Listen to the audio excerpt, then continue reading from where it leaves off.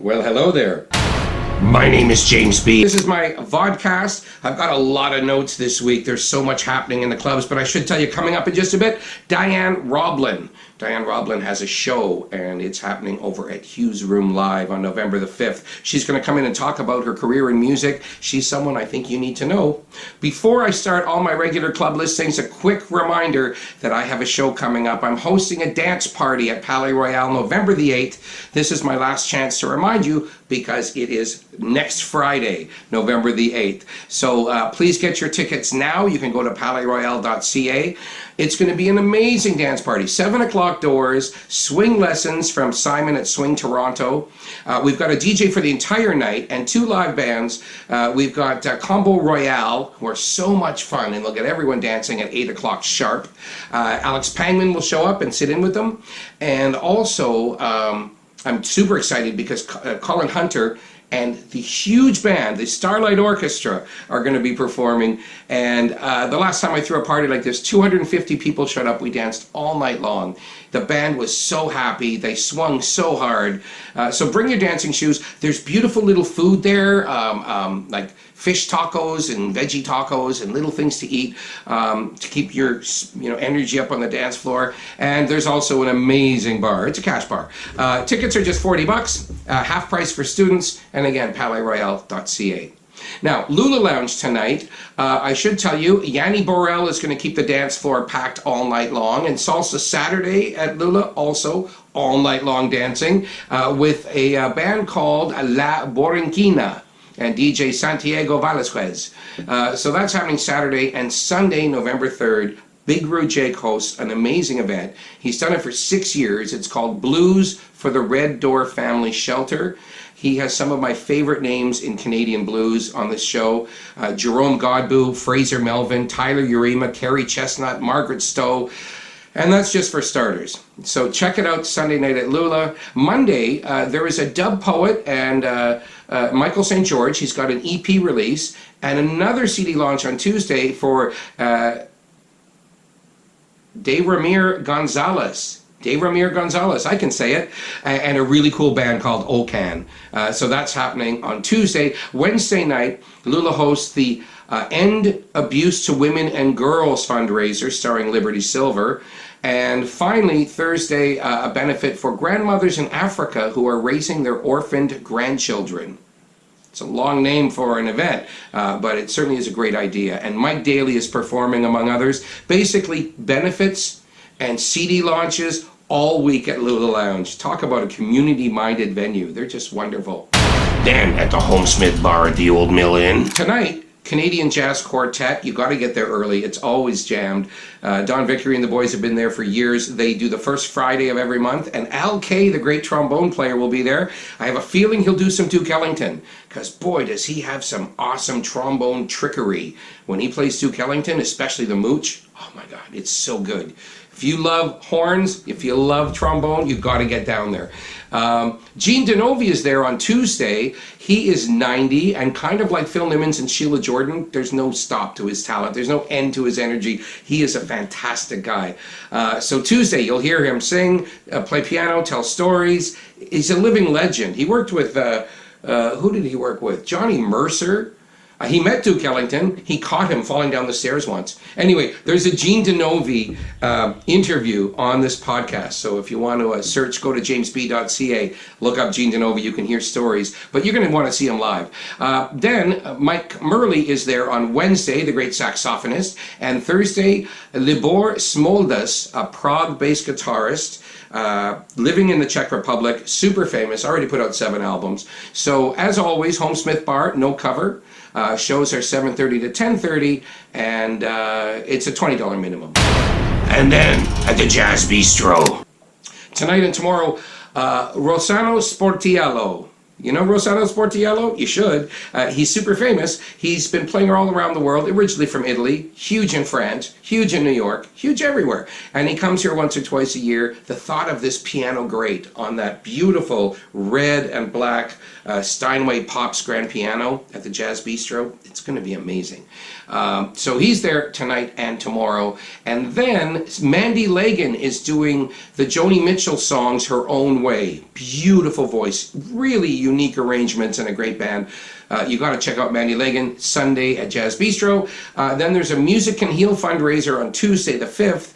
David Rebel on Wednesday the 6th. And Levon Ichkenian is playing Thursday, Friday, Saturday next week. I hope to get him in here for an interview. He's such a great guy. Crazy story about his life. And amazing guitar player. So there's all that coming up. Jazzbistro.ca. What? Hughes Room Live. On Saturday, Johnny A is in town from the U.S. Fantastic guitar player. Every guitar player in town should be there to see this guy. And he's not all showy. He's just a perfect guitar player. So you're going to love it. The Dylan Project is a project by Jessica Ray, and that's on Sunday. And on Monday, Miles Goodwin and Friends of the Blues are performing. Miles Goodwin, you probably remember April Wine if you're over 40.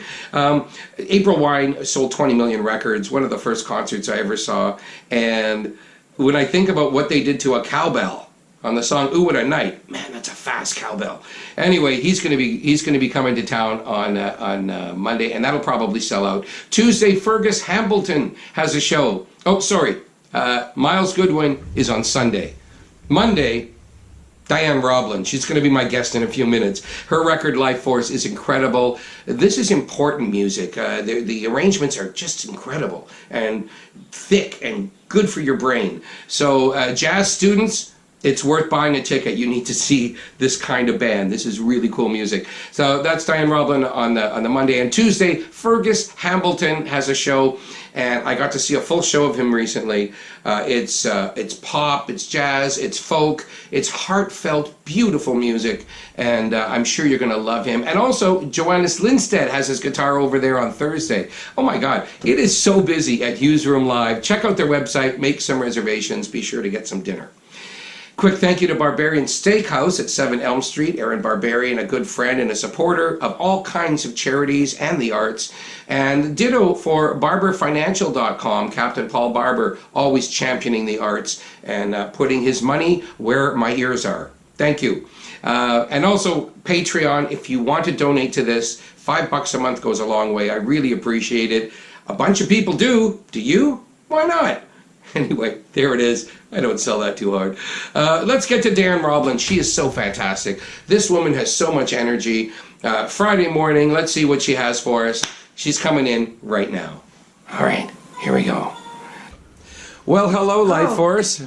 Good morning. Hi, nice we started the interview just like that. That's right. Okay, that's fine with me. Diane Roblin, the first thing I want to ask you is, you were knee-deep in music for half of your life, then you were away from it for a long time, and you came back with a vengeance. Right. Can you describe that coming back after not playing for so long? What was that like?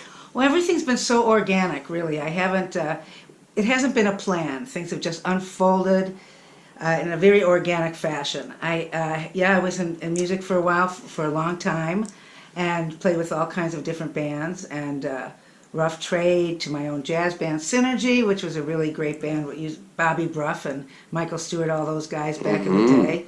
And then I found all kinds of other creative outlets, which I really enjoyed. I went into, this isn't exactly what you asked me to tell you. No, but I like this. We're going to go back to the past anyway. So getting us into, like, you were not playing music for a while. I wasn't playing for a long while. And what were you doing? Well, I had gotten into the film business, so I was doing development consulting. I actually worked at Nelvana for a while and learned some business affairs. And then also, I went into what I thought might have been my calling. I became a frontline crisis counselor at a teenage girls shelter for 8 years. And if you asked me what I was going to be doing when I was 16, I probably would have said been a teenage social worker. So it's kind of interesting how everything comes around organically. It all happens, it all fits. Actually my degree's in sociology. So that's another story for how I got into it all, yes. But you want me to cut to going back? Well, it's just that moment, the thing I'm curious about first, because I do want to go back and start at the beginning, but the idea of you being away from music for a long time and then coming back and having so much to say. Yes. Well, it happened organically. My husband passed away suddenly, unexpectedly, and there was an event for him, and I decided I wanted to play at this event. and I had taken a long break from music. I had been doing a lot of cocktail work and felt that I wanted to go into other creative areas. And so I wasn't playing so much. And then when this happened, I thought, well, I want to participate in this. And I came and opened the evening, actually it was a Hughes room, and I opened the evening with a solo piece of McCoy Tyner's, which Search for Peace, which is one of my favorite tunes, and I feel very connected with that. And then I started jamming with Fathead, longtime friends of mine, Bucky. Very good band. Omar Tonic, longtime friends. And I really was having a good time. Okay, so a year or so goes on, and I run into some musicians. And they say, let's play. So I say, okay. And then they come over, and one person, Howard Spring, who I'd known for a long time, who was in my band back in the first time around, he said, let's play your tunes. And I said, well, okay. Because I really, the standards and everything, I'd been there and done that a lot. And I was really excited to go back and look into my old repertoire. So before I knew it, I said, let's get a bass player. Let's get a horn player. Let's get a drummer. Well, we better get a gig. So now we have a gig. Well, now, okay, well, life is kind of nutty and I don't have much control over certain things, but I'm going to see what goes next. So I, started finding gigs, and I made a record, Reconnect, 5 years ago. And before I knew it, I was, I'm out. I'm playing. It's happening. That Reconnect album had so many great ideas, and sometimes it was indescribable. Sometimes it's probably ballads and bebop and things. Were those new songs you were writing as you were going with this new band, or were those old songs from the past that you had shined up? Right. Well, the word reconnect for that band, and that name is exactly what it was. I was reconnecting with my musical self, right? And some of the tunes were new, like were new from that time, and some of them were old. And I found a book of all my compositions from my jazz band that I was in the 70s, which was Synergy. And there were these tunes, and I went, I wrote this? I don't remember writing this, which was very, very strange. Ballad in 3/4. When did I write this? This is beautiful. I like it. And then Renewed on Thanksgiving Day is on the first record also.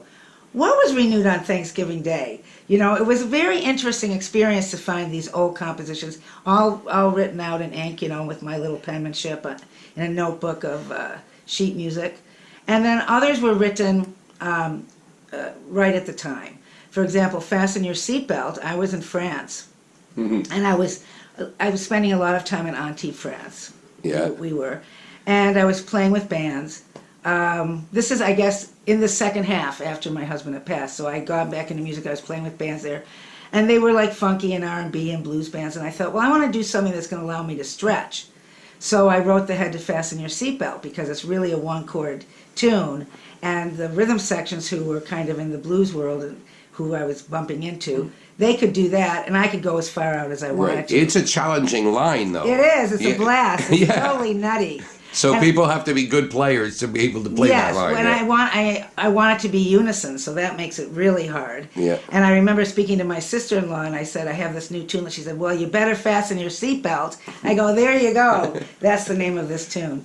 And Suspend Yourself, I wrote also in this second time around.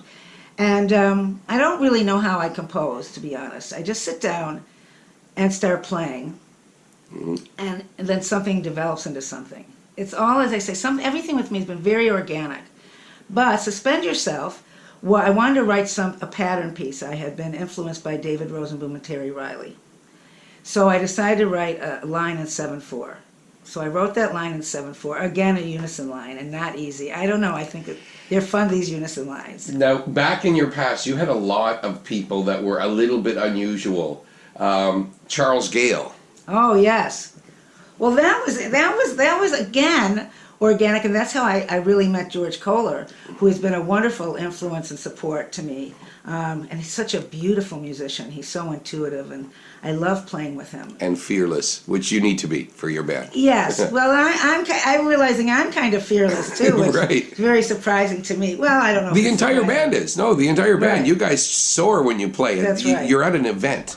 Yeah. Well, my motto is high energy music from the heart. That's my it. motto. Wow. Well, that Yeah. pretty much says it. Yes.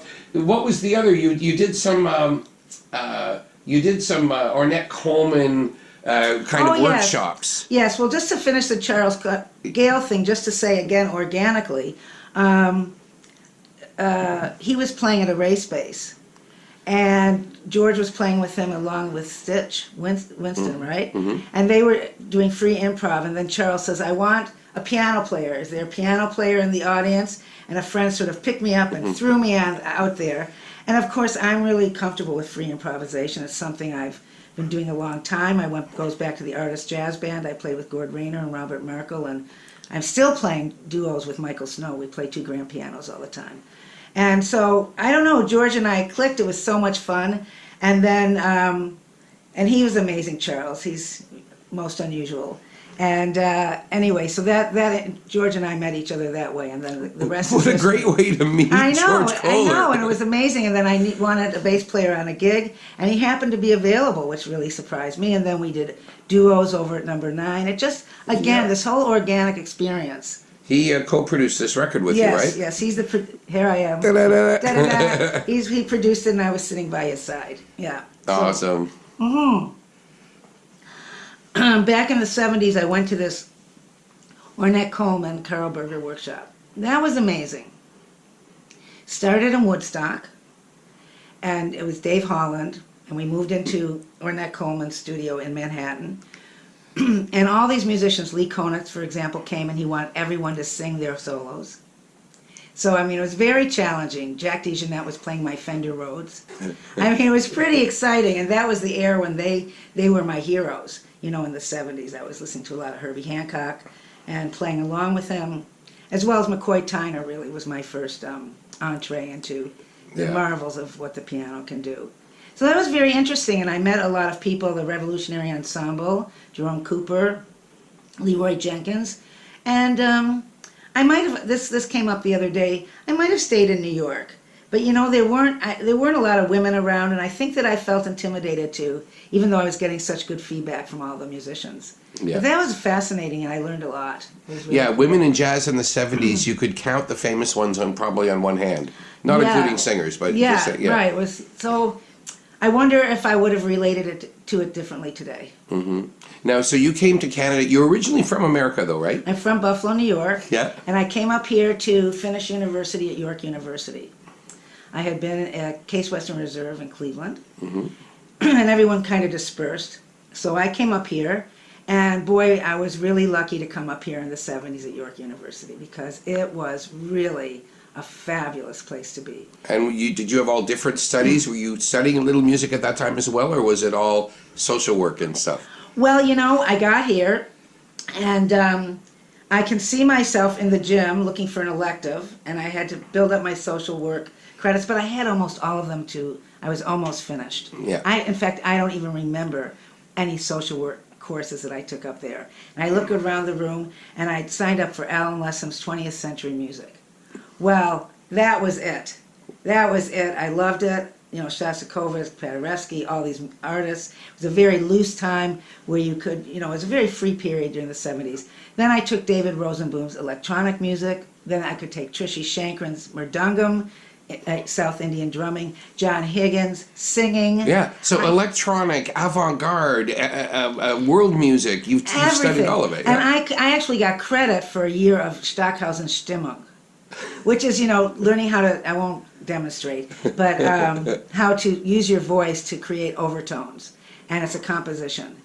And just imagine that, you know, so my whole world was music. Music. It's early in the morning, so you probably aren't ready to do I'm that. not doing it. Extra And voice. at the same time, you know, I already had accomplished piano skills, but I wasn't playing. I had sort of taken a break again after I played from 8 until 16, and then I took a break. It comes in and out of my life music. It just happens. And so I got here in 1970-ish, and I started taking all these music courses, and of course now I wanted to play the piano more. And across the street from me lived Jane Vasey. Jane Vasey of the Downchild Blues Band, who was actually maid of honor at my wedding. We were very close friends. Yep. And she was playing, oh my gosh, she was the most incredible classical musician. So now I'm stimulated up at York, and now I want to play the piano again. So I'm playing piano, taking classical lessons. To make a long story short, and she would say the same thing. She passed away very young, 32. Yeah. Of leukemia. Anyway, our story together is that I handed her an Otis Spann record, which is a blues artist, a very well-known blues piano player, and she ended up in Downchild's Blues Band. And she'd only been a classical player up to that point. Right. No, she was really one of the strongest musicians in that band. She was incredible. She's a monster musician. Yeah. I mean, and she started giving me work as a piano player in theater and all these other things. And before and again, organically, now I'm in the music business, and I'm loving it, and I'm studying, and I'm woodshedding, and I'm doing everything one needs to do to progress. Let me ask you about this. Oh. Insane. Life Force is the new record. It is so heavy. The charts are heavy. There are moments that make you feel maybe like, I don't know what peyote feels like, but so it makes you feel otherworldly. Some of these right? songs. Oh, that's cool. Tell me a little bit about some of these arrangements. I believe Bruce Cassidy did some of the arrangements. He's speaking of another wonderful musician and supportive person. I'm so lucky to have connected with him. As well as all the musicians. Because I don't want to forget Kevin Turcotte's on trumpet, Jeff LaRochelle's on tenor and bass clarinet, what a gorgeous instrument, and Ben Riley's on drums, and then there's Bruce Cassidy on EVI, and the lyrical George Kohler on bass. And you on piano. And me on piano. I play Fender Rhodes and grand piano Yeah. on this record. Bruce Cassidy took a tune of mine, Snowy Day, that's a very beautiful tune. I like it. Most of these tunes were all written within the last 6 years, except for the ballad in 3/4. So, and he said, I love this, and I'd like to have this with my big band, so do you mind if I arrange it? So he ended up putting an arrangement together for this record that is so beautiful. I was knocked off he turned it into an epic. Yep. He turned it into an epic. Yeah. This Snowy Day. And then George and I do a reprise of a duo. We play as a duo at the end, which is very sweet. Time really flies because your first record was 5 years ago. I mean, not know. your first, but your first since you returned. Well, yeah. it was my first record, and that back in the 70s and 80s, people weren't making records. Right. You had to be a label. I mean, by the 90s, I was playing a lot of clubs and cocktail clubs and parties, and it wasn't as stimulated. I wanted to go in a different direction, so that's how I ended up. But you're right, records were over $20,000. You had to have a label deal with that. Yeah, you weren't, now everyone's got so many CDs, they just do it because they want to do it, I guess. Yeah. But yes, so that was my first one, and this is my second one. Tell me about the production of this. Where did you go for this?